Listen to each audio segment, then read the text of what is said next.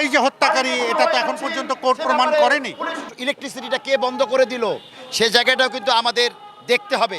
শুধু মাদক দিয়ে বিষয়টাকে অন্য খাতে প্রবাহিত করা এটা সঠিক নয়। পুলিশের কথাবার্তায় বুঝতে পারতেছি না। সেই সাথে আমরা মনে করি যে এই যে দুজন আসামিকে তাৎক্ষণিক ধরা হয়েছে তাদেরকে রিমান্ডে নিয়ে জিজ্ঞাসাবাদের প্রয়োজন ছিল। তারা নিজের অপরাধ স্বীকার করলো, ঠিক আছে।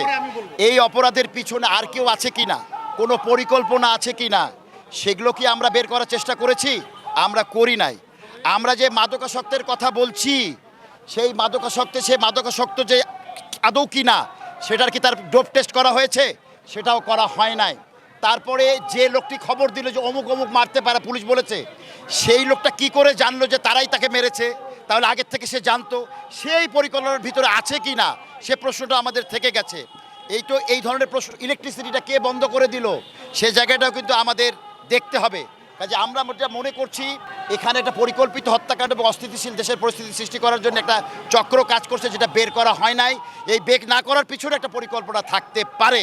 কাজেই আমরা মনে করছি আমরা নিরাপত্তাহীন।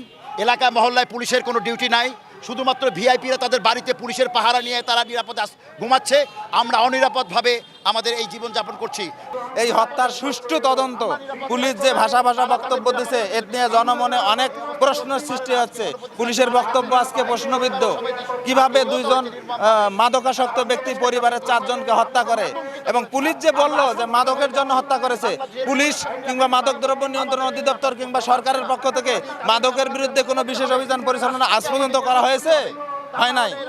তাহলে আজকে আমরা মাদকের জন্য হত্যা হয়েছে বলে মাদকের বিরুদ্ধে কোনো প্রতিকার, মাদকের বিরুদ্ধে কোনো অভিযান চালাবো না, কোনো ব্যবস্থা নেব না, এর কারণে দেখা যাচ্ছে পরবর্তীতে শহরের আরেকজন খুন হবে, আবার আমরা মানববন্ধনে দাঁড়াবো। শুধু মাদক দিয়ে বিষয়টাকে অন্য খাতে প্রবাহিত করা এটা সঠিক নয়। প্রত্যেকটি হত্যার পিছনে কোনো না কোনো ক্লু থাকে। এই ক্লু বের করার দায়িত্বই হলো আইন শৃঙ্খলা বাহিনী। তারা সঠিক তথ্য সঠিক সময়ে বের করে নিয়ে আসবেন, প্রকৃত অপরাধীকে চিহ্নিত করবেন, প্রকৃত অপরাধীকে গ্রেপ্তার করবেন, আইনের আওতায় নিয়ে আসবেন এবং ন্যায় বিচার প্রতিষ্ঠা করবেন। এটা আমরা আশা করি। তারাই যে হত্যাকারী এটা তো এখন পর্যন্ত কোর্ট প্রমাণ করেনি। তো সুতরাং কোর্ট প্রমাণ করার আগে, বিচার কার্যক্রম সম্পন্ন হওয়ার আগে আসলে তো তাকে সরাসরি হত্যাকারী বলা যায়? তাহলে এই জায়গাটা এর পিছনে যদি অন্য কেউ থেকে থাকে, দুটো মানুষ মাদক খেয়ে সরাসরি 4 জন মানুষকে হত্যা করে ফেললো, বিষয়টা কেমন যেন রহস্যজনক মনে হয়।